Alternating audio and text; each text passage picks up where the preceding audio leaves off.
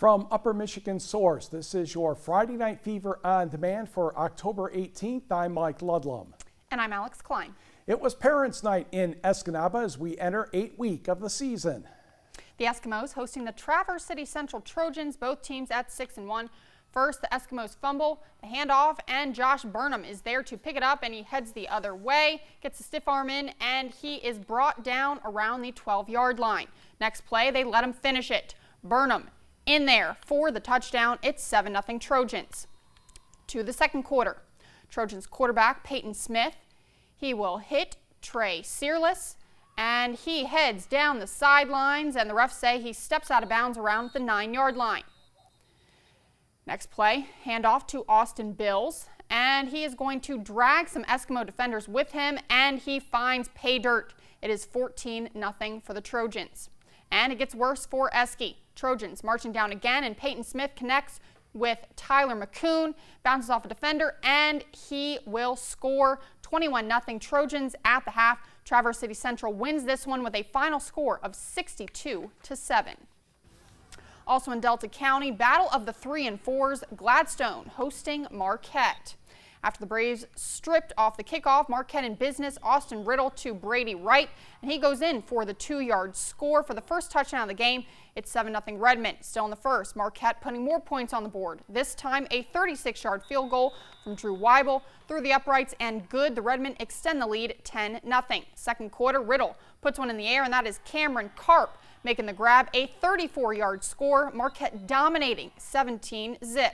Gladstone finally deep in Braves territory, going for it on 4th and 2. That is Cole Hansen trying to get the first down. They would have to measure, and Gladstone is just short. No points for the Braves, so it remains 17-0 going into the half, and Marquette wins it 37-14. For the first time in a long time, nobody by the name of Hofer was coaching in the Menominee Kingsford game. No, I didn't figure that out ahead of time or track down how long it's been, but boy, it's been a long time. We're at Walton Blush Stadium. Double pass for the Maroons. Joseph Romero-Hare, Keegan Monroe, Brendan Harris back in the lineup. Menominee an early 7-0 lead. Second quarter, Romero-Hare passing downfield again. Nice move by Harris, not only to make the catch, but to get around the 2 defenders for the score. Missed extra point. Maroons up 13-0. Almost at halftime, Maroons looking to extend. Direct snap this time, and Monroe is in the end zone. 19-0, and they go on to win 47-8, improve their record to 5-3 on the season.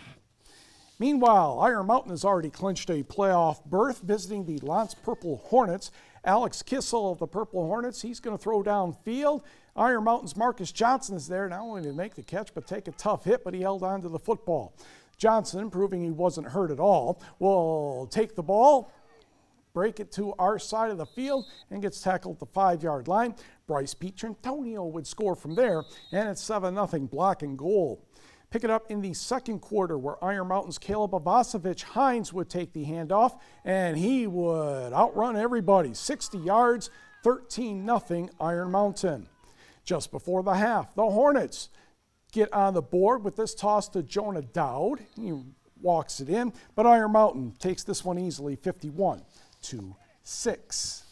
To the scoreboard, where Westwood went out west and took care of Gogevic 47-0. Nate Thompson had 8 carries for 152 yards. Trey Bocek was 5 of 5 for 109 yards and a score, and it was West Iron County over Gwinn 39-8. And in Calumet, they defeat Hancock 42-6, big win there. And Manistee just gets over Norway 19-14. Skylar Anderson, he gained 150 yards and had 2 touchdowns, 75 yards apiece. And Ludington versus Sault Ste. Marie, that is actually on Saturday. And Rogers City beats St. Ignace 24-8. And in Wisconsin high school football, Hurley, with 1 second left, gets a touchdown from Max Don't Blame Me. Well, his last name is Blamey, so we won't blame you at all, Max. Nice job. Cabe Hutari, the extra point. Hurley over Marathon, 37-36. Hurley's in the playoffs with a 7-2 record, awaiting its opponent. Let us go to Alger County, Munising, in fact, where the Mustangs were taking on Ishpeming. Ishpeming, with a win, would get into the playoffs, and John Corkin says, boy, I wish it was this easy every week. And that's the first score of the game, and they said, well, you know, Corkin, why don't you run the two-point conversion in as well while you're at it. So it's 8-0 Hematites. Moved to the second quarter within the first minute. Ben Pruitt dives into the end zone. He also gets the two-point conversion to make it 16-0.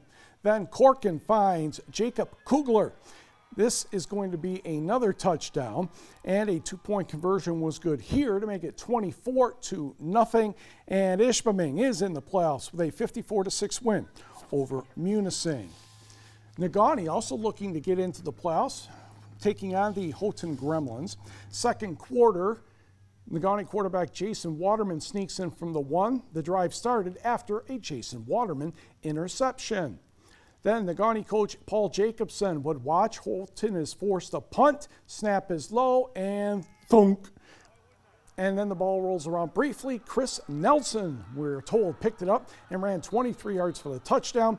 The extra point was missed, no big deal. Miners led 20-0. Next Negaunee drive, ball on its 37. Jason Waterman looks deep for Eric Salmonen, makes the catch, and gets wrestled out of bounds at the Gremlins 20. That's good for 43 yards and a first down. Less than 20 seconds to go in the half. Waterman finds Alex Munson with a TD toss. I thought the Houghton defender was going to pick it off on the far side of the field. Negaunee led 28-0 at the half, and they went on to win 35-0, so the Miners also in the playoffs, along with a lot of other teams. North Dickinson taking on the Ontonagon Gladiators for the Nordics homecoming. First quarter, Nordics QB Brennan Donaldson hands off to Brandon Thau, and he runs in for the first touchdown of the night. The two-point conversion is good, and it's 8-0. Gladiators respond. That is Ike Bramlett. He just barely gets in for the score, and North Dickinson is up 8-6. Second quarter, Nordics Brennan Donaldson throwing to Hunter Parents, and he runs into the end zone. Two-point conversion is good, and it's 22-6. Still in the second, Brandon Thau gets the ball again. We lose him for a second as he's running down the field, but he will get in for the touchdown, and it's 28-6 Nordics. A little later, Thau goes for another touchdown again. Big night for him. North Dickinson dominates for the 54-22 win. And in other scores, North Central throttles Carnegie 68-8, and Rapid River falls to Pickford 54-28. And Engadine more than doubles Rudyard 50-21, and Superior Central falls 60-12 to Cedarville. Friday was a good day to go for a run, and that's what they did at the NMU Golf Course for the UP College Cross Country Championships. You're looking at the women's 5K. NMU took the first 6 spots in placing. That's Anna Kelly right there, your winner, 19 minutes, 27.7 seconds. She was followed by teammates Megan Langworthy and Kimberly Carvio. NMU won the meet with 15 points. Tech had 49. As you can imagine, maybe not all the good runners were participating in this event. Now let's go to the men, 8 kilometers. And Michigan Tech's Logan Lukonic will emerge from all those different kinds of shirts because there are a lot of open runners and the NMU skiers and club team. There's Lukonic winning 26 minutes, 30.4 seconds, followed by NMU skier Zach Ketterson and Alex Dennis from the Queen City running team. Tech, being the only team with a full team, won with 15 points.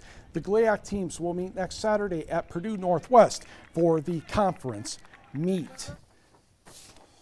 And in college hockey, Northern Michigan ties Boston University 4-4. Great game there. And Michigan blanks Lake Superior State 4-0. Women's college soccer. It was a rough day for both the Huskies and the Wildcat women. Davenport defeated Tech 3-0, and Grand Valley scored 4 times in the second half to beat the Wildcats 5-0. On the men's side, Brian Palmbaum scored 3 goals as NMU defeated Upper Iowa 4-1. And over in college volleyball now, Michigan Tech comes from behind and they beat Drury 3-1. Olivia Gormley had 14 kills. Amelia Ward and Macaulay Peterson each had 12. And Lake Superior State over Maryville 3-1. Amanda Reed, 13 kills, and Detour's Sarah Bailey had 12 kills. And Finlandia lost in volleyball to Crown College 3-0 as well.